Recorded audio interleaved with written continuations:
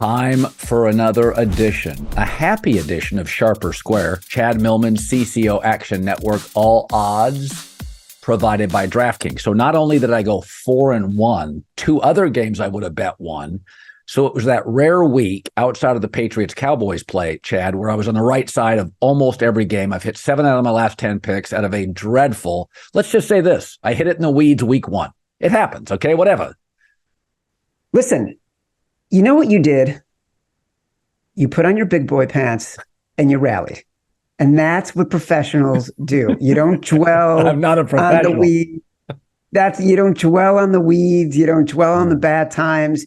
You look for the opportunities. What I will tell you, I don't want to make you feel bad about this. I went 5-0 last week, and the two games that I didn't choose would have been winners as well. And so we need to continue to work on listening to Chad to get you over that hump.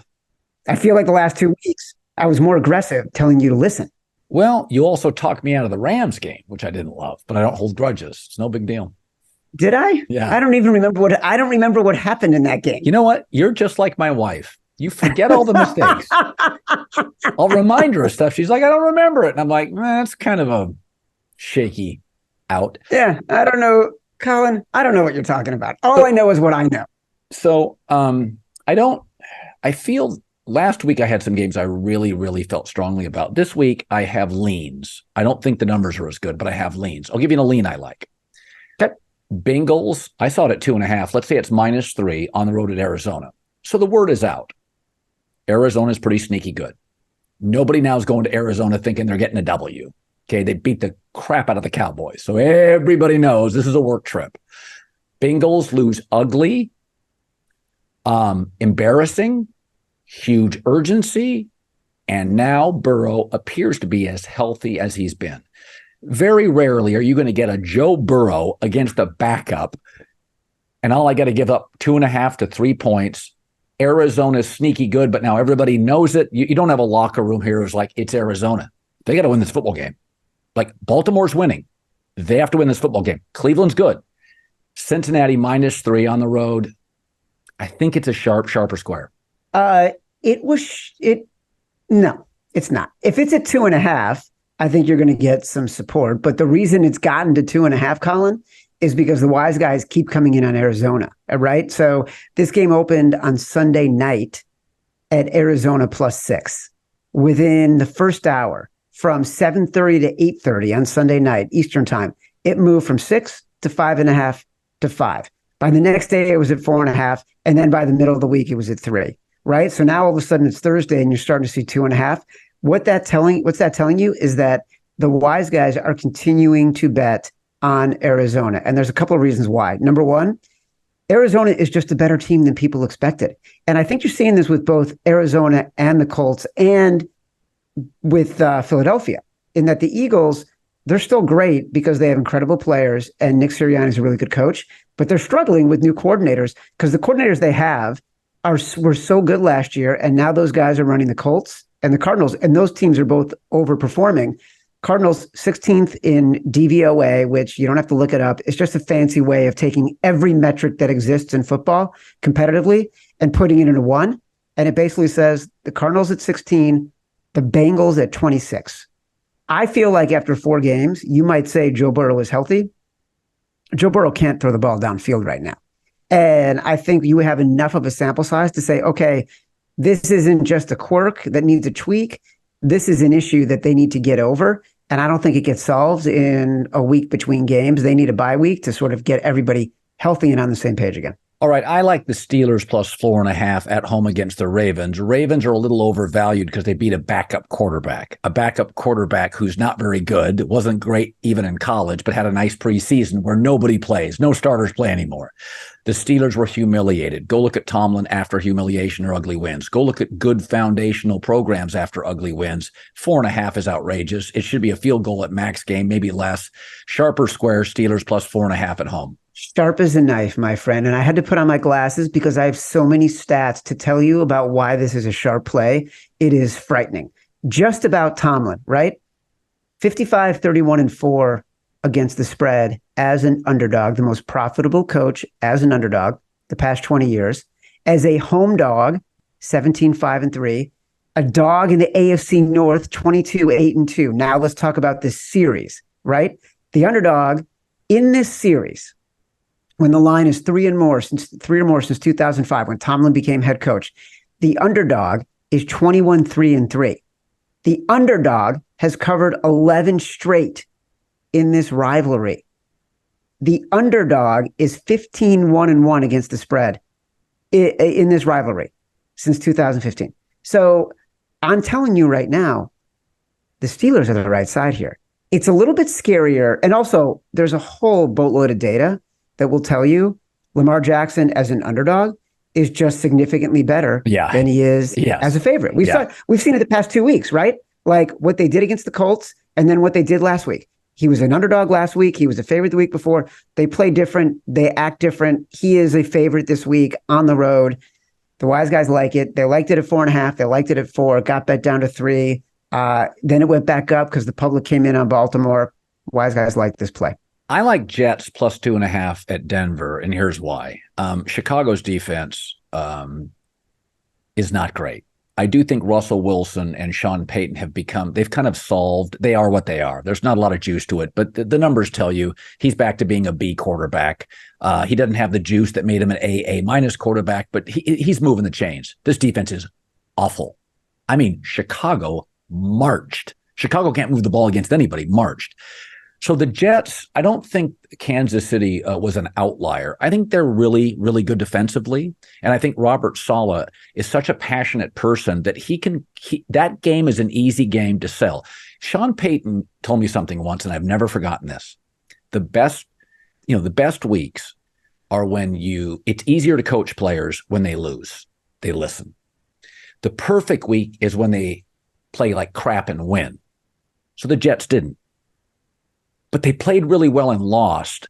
And in that locker room, it means something. I think Denver's going to struggle offensively. And I think the run game, and you can run against Denver, is something here. Like, I think Kansas City's defense, this is the best Mahomes has ever had. They moved the ball. The difference in that game was a 7.5-minute drive that Kansas City took the ball away. It was the defense that let the Jets down. I cannot give Denver points against arguably a top 5 or 6 defense. I know it's crazy, Zach Wilson. I'm going to take the Jets plus 2.5, sharp or square. So it's a little bit square. Look, I don't think it's crazy. I took the Jets and Zach Wilson as 10-point underdogs last week against Kansas City, right? Like there are times where you're going to take a really big favorite.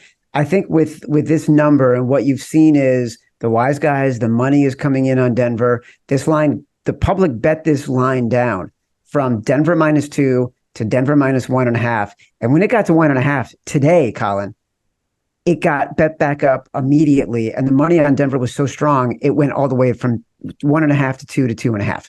I think everybody agrees with you as wise guys. They're thinking, all right, Russell Wilson isn't the problem on this team right now. The problem on this team is the defense. And so they're making a bet that this defense can perform a little bit better against Zach Wilson, who so overperformed last week that you're never going to get higher value on Zach Wilson and the Jets than you are right now. So they're betting against the value of Zach Wilson. An interesting game. I would have taken the Patriots. The number wouldn't have been the same. I would have taken the Patriots -1.5 had the Saints won. But the Saints looked awful.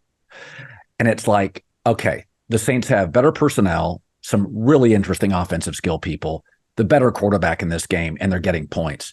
Listen, when New England goes back and acquires J.C. Jackson, they couldn't get him out of town fast enough. This is a desperate team. Their number one pass rusher is gone. Their number one corner is gone. New Orleans, again, had they won, I could see if there's a division game.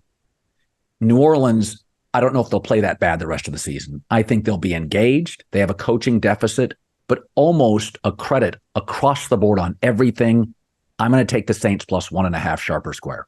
Totally sharp. In fact, the sharps have been coming in this game so much. The line's moving in the Saints' direction. They're going to be favorites if they aren't already in a lot of different places. And a lot of what you said is why it's a lot of guys would have bet on the Patriots if Matthew Judon and Christian Gonzalez, the defensive lineman and the cornerback for the Patriots, were not out, because they feel like Bill Belichick is such a good defensive play caller and schemer that he would figure out how to do something with a hampered New Orleans Saints team in a heavyweight, outsized coaching mismatch, right? Like Dennis Allen cannot coach on the same field as Bill Belichick, right?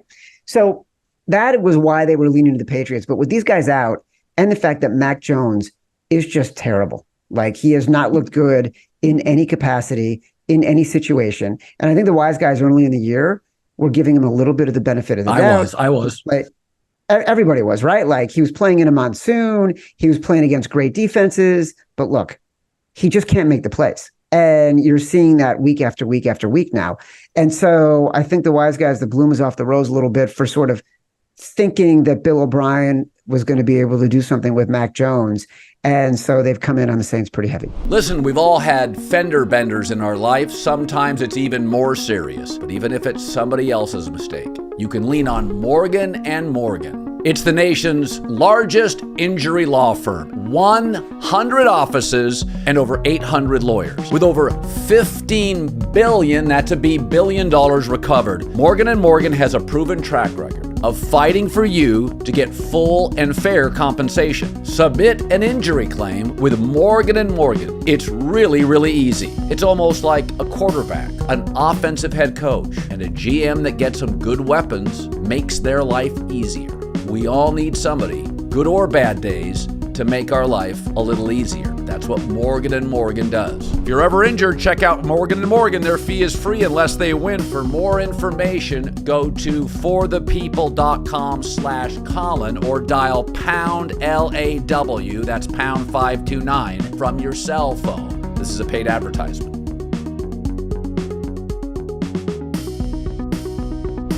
You know I like underdogs. I'm going to throw a couple favorites at you. I like Philly -4 against the Rams. I don't know how they block them. I also think Matt Stafford's beat up. I think the Cooper Kupp news is overvalued because the truth is he's coming to practice.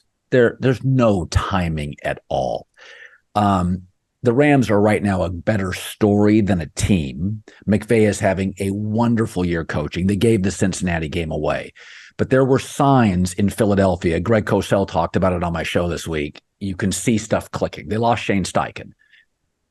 There were times when I watched that game and thought, okay, they look like Philadelphia. This is a better team, significantly better O&D line play. It's going to be a home game for Philadelphia, 65-35 crowd. 4 is one of those numbers when I see it, I'm a sucker for the 4. That's when I take favorites. Philly is a significantly, not only better, Chad, a veteran, older roster. They got a lot of dudes. There's a lot of Hall of Famers. Rams defense is Aaron Donald and children. I think Jalen Hurts is a tough assignment. I'm going to take Philly -4 sharp or square. It's pretty sharp. And it's sharp at 4. The wise guys were on the Rams at 5.5. They were on the Rams at 5, on the Rams at 4.5. At 4, you're starting to see money coming in on Philadelphia. And your analysis is spot on. I had this conversation with my BFF, Simon Hunter, today.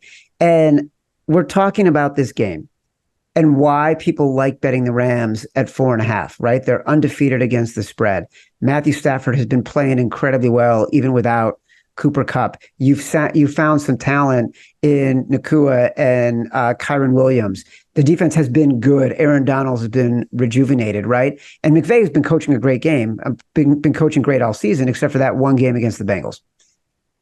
My retort to that was the Eagles, to me, feel like the mid-2000s Patriots, where they're so talented at every level. They can be undefeated while working stuff out. And they are so confident, and not overconfident in a brash way, but confident in their ability to win the games they need to win, that covering the 4, to me, feels like you're getting value on the Eagles at this number. because of how good they are. And I agree with you. Like what we've started to see from them, Jalen Hurts has become a little more comfortable with the new offensive coordinator. They've opened the offense up a little bit more. I think the one thing that wise guys are worried about right now is the fact that the Eagles secondary is pretty banged up and Matthew Stafford has been on a bit of a heater. So I think that's why the number moved. Yeah. At 4, you're going to see that point of resistance where wise guys will probably be on your side. All right. Packers, Raiders. I don't love favorites, but it's a small number, -1.5 Green Bay. Extra time to prepare. Raiders got beat up against the Chargers. Their offensive line was literally completely overwhelmed. It's banged up. I think they're going to play a backup. If not, Garoppolo will have not practiced more than a single day. I actually think Detroit is one of the most underrated teams in the league. So when you get dominated by Detroit, my takeaway is Aaron Rodgers last year was dominated by Detroit. They're just really, really good. So I don't think Green Bay's as bad as we think. Extra time, very good coach.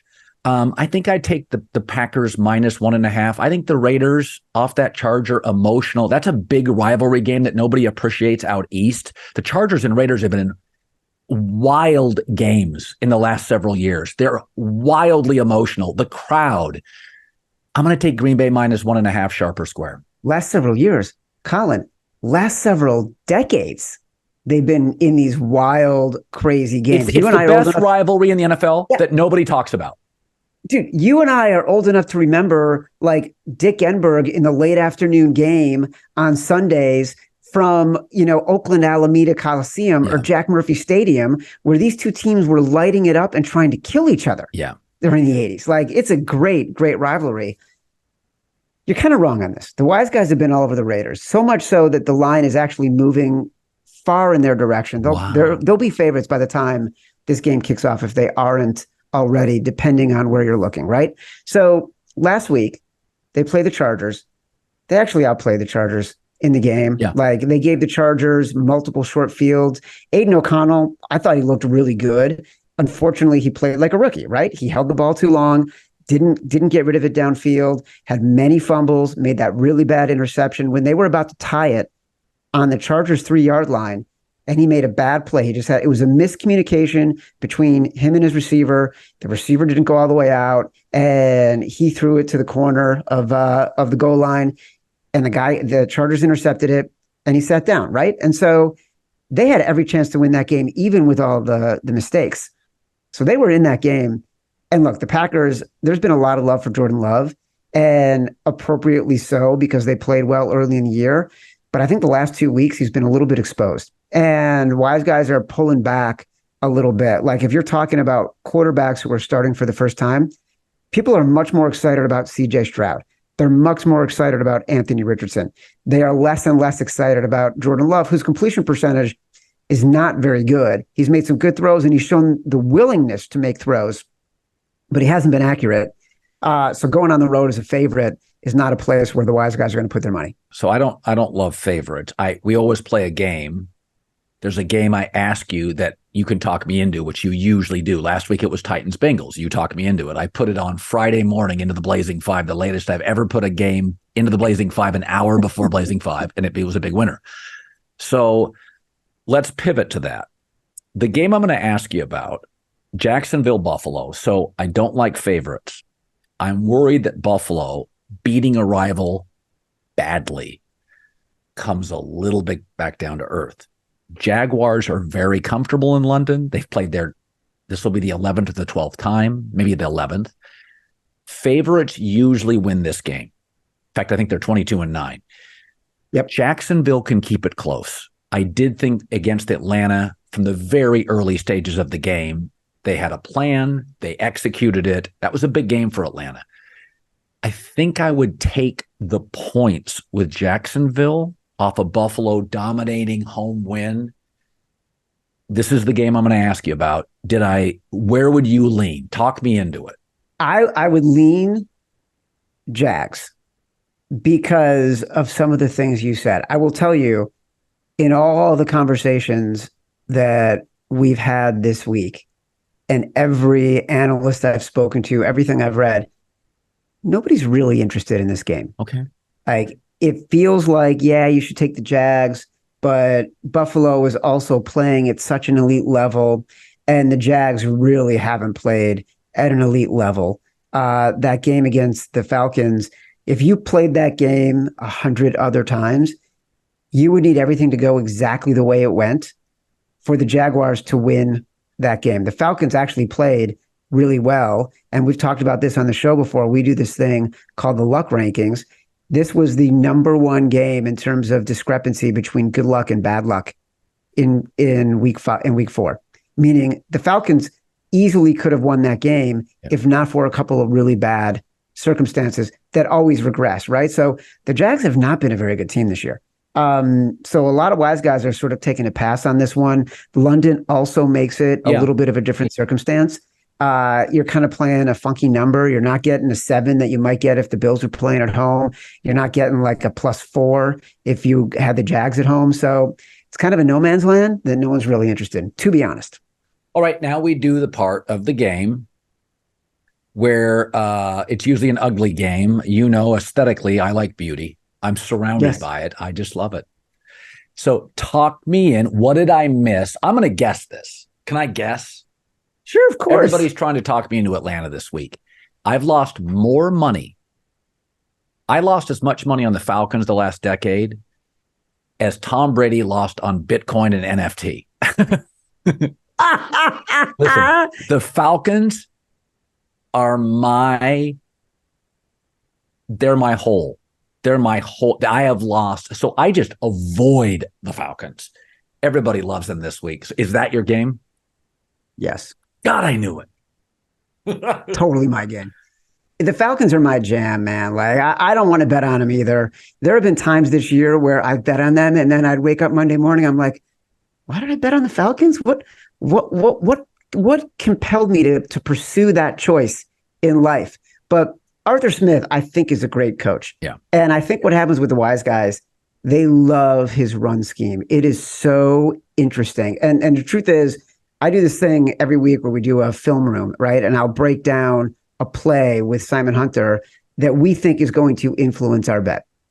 And it just so happens that this week, the play that I chose was a running play, 2 different running plays that the Falcons use running to the right, because their right side of the offensive line is as dominant as any right side in the NFL. They have the 4th highest success rate running to the right. Their center, Drew Dahlman, is grading out as one of the best centers in the league. Their right guard, Chris Lindstrom, is grading out as the best guard in the league. Caleb McGarry, their right tackle, grading out as one of the best run blockers in the league. And you could see it, not last week where they were playing from behind almost from the beginning, but against the Packers the week before, they were just road grading people, running Bijan outside and running Tyler Algiers inside. And as much as we love what CJ Stroud has been doing, and he will, he's on the path to being Rookie of the Year, Offensive Rookie of the Year, the Texans don't have anybody who can stop the Falcons' run game. They just are not built for that. So you give me the Falcons as very short home favorites with that running game, and a Texans team that I think is overvalued right now because of what they did last week and how competitive CJ Stroud has been. I got to do it. I got to pull the trigger. Colin, I don't want to do it either. I love beauty too, but I will tell you there is beauty in this run game that is unlike a lot of things that we've seen in the NFL because we're a very pass-happy bunch. All right, buddy. Chad Millman, all odds provided by DraftKings. He's the CCO of Action Network. Good talking to you. Good to see you, my friend. Good luck to us all this weekend.